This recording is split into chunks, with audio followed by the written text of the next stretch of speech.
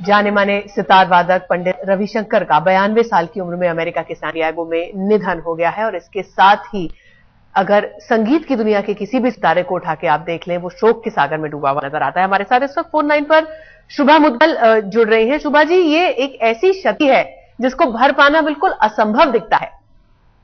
आप बिल्कुल सही कह रही हैं, और मुझे तो बार बार ऐसा लग रहा है कि आप लोगों को तो खैर सूचना होती है, लेकिन क्या कहीं कोई गलत खबर तो नहीं है? क्योंकि कुछ महीने पहले वो भारत में थे और हमें उनके दर्शन मिले हम लोग सबको, और उनका एक कार्यक्रम भी यूट्यूब पर है जो इस उम्र में उन्होंने क्या जोश से बजाया है।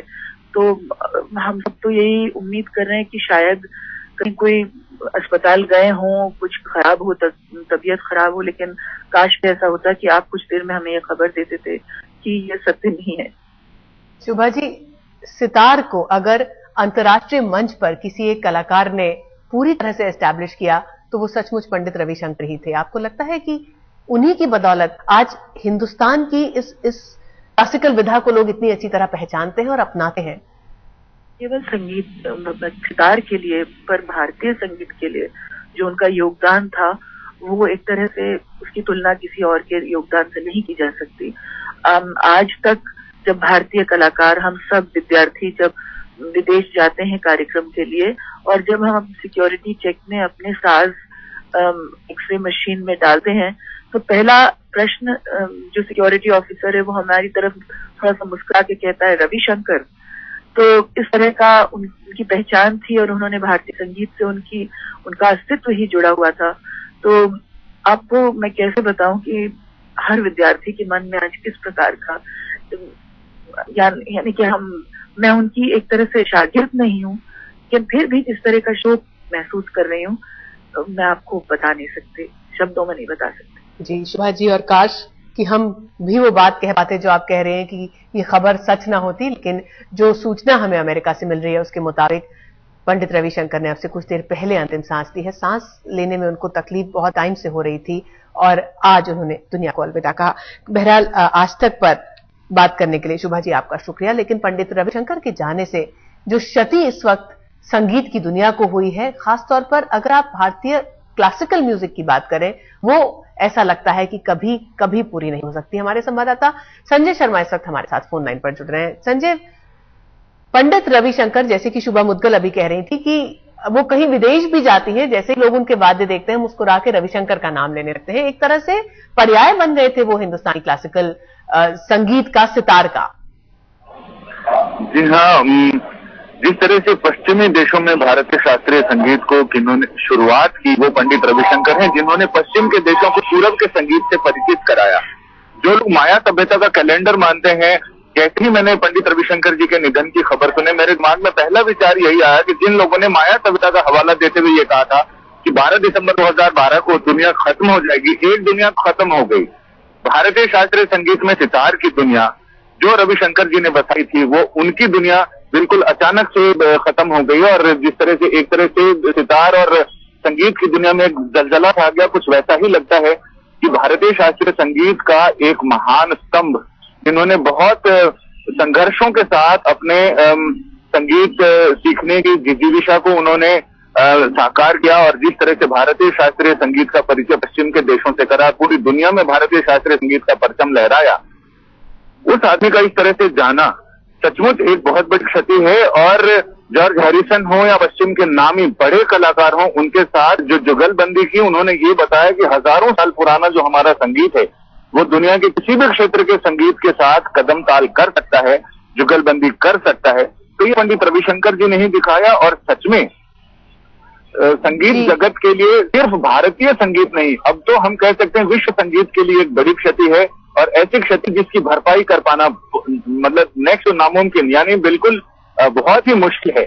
जी संजय, आप हमारे साथ लाइन पर बने रहे। हमारे एक और सहयोगी हैं आलोक श्रीवास्तव, जिनका काफी करीबी नाता रहा है पंडित रविशंकर के साथ, और आज जब वो नहीं है तो वो अपने कुछ पर्सनल एक्सपीरियंसेस पंडित जी से जुड़े हुए हमारे साथ बांटना चाहते हैं। जी आलोक।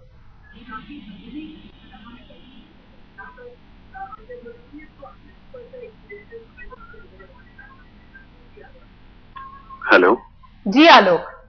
हाँ रितुल, सबसे पहले तो बार बार मन कर रहा है कि मैं खुद आपके साथ काम करता हूँ, न्यूज के मीडियम में काम करता हूँ, लेकिन बार बार सोचता हूँ कि काश ये खबर गलत हो, काश एक ऐसी खबर भी आ जाए कि जिसमें ये हो कि नहीं वो अस्वस्थ हैं, वो हमारे साथ हैं। और आपसे ये बातें करते हुए बिल्कुल गला भर रहा है कि काश हमको ऐसी खबर भी सुनने को मिलेगी। तो तब ये वाकई जो अभी संजय कह रहे थे या शुभा दीदी कह रही थी, ये एक संगीत की अंतर्राष्ट्रीय क्षति है। और जैसे ऐसा लग रहा है जैसे सितार के पितामह आज हमको छोड़कर चले गए हैं। इतनी 92 साल की उम्र में, अभी पिछले दिनों जब वो दिल्ली आए थे, उन्हें देखने का, उनसे बात करने का सौभाग्य मिला। और मेरा तो इतना बड़ा सौभाग्य है कि पिछले बरस अनुष्का शंकर का एक एल्बम आया, ट्रैवलर, जिसमें उन्होंने 2 गीतों को कंपोज किया। एक गीत उन्होंने मेरा सौभाग्य मुझसे कराया, लिखाया, और दूसरा गीत पंडित रविशंकर ने, जो मूलतः भजन था, श्री कृष्ण भजन था, वो पंडित रविशंकर जी ने खुद लिखा। और मतलब ऐसा लग ही नहीं रहा है कि ये खबर सच है या इतनी बड़ी शख्सियत आज अब हम उससे कभी रूबरू नहीं हो पाएंगे, बस उसको सुन पाएंगे। मुझे बार बार अपना एक शेर याद आ रहा है कि वो सजा दे के दूर जा बैठा, वो सजा दे के दूर जा बैठा, किससे पूछूं मेरी खता क्या है। जी आलोक, हम समझ सकते हैं, क्योंकि आप उनसे बड़े करीब से जुड़े रहे हैं और आप बता रहे हैं कि उनकी बेटी के एल्बम के लिए गीत भी आपने लिखा। तो ऐसे वक्त में न सिर्फ देश के लिए बल्कि तमाम उन कलाकारों के लिए जिन्होंने पंडित जी के साथ काम किया, एक बहुत बड़ी क्षति, बेहद दुख भरी खबर, जिससे भारतीय शास्त्रीय संगीत के साथ साथ दुनिया भर में हिंदुस्तानी संगीत को पसंद करने वाले संगीत प्रेमी शोक के सागर में डूब गए हैं। हिंदुस्तान में बल्कि दुनिया भर में सितार का पर्याय बन चुके पंडित रविशंकर का निधन हो गया है और एक के बाद एक उनको श्रद्धांजलि देते ट्वीट्स आने तक शुरू हो गए हैं। श्री रविशंकर ने कहा है कि पंडित रविशंकर एक महान संगीतज्ञ थे, उन्होंने शास्त्रीय संगीत को नई ऊंचाई दिलाने दी।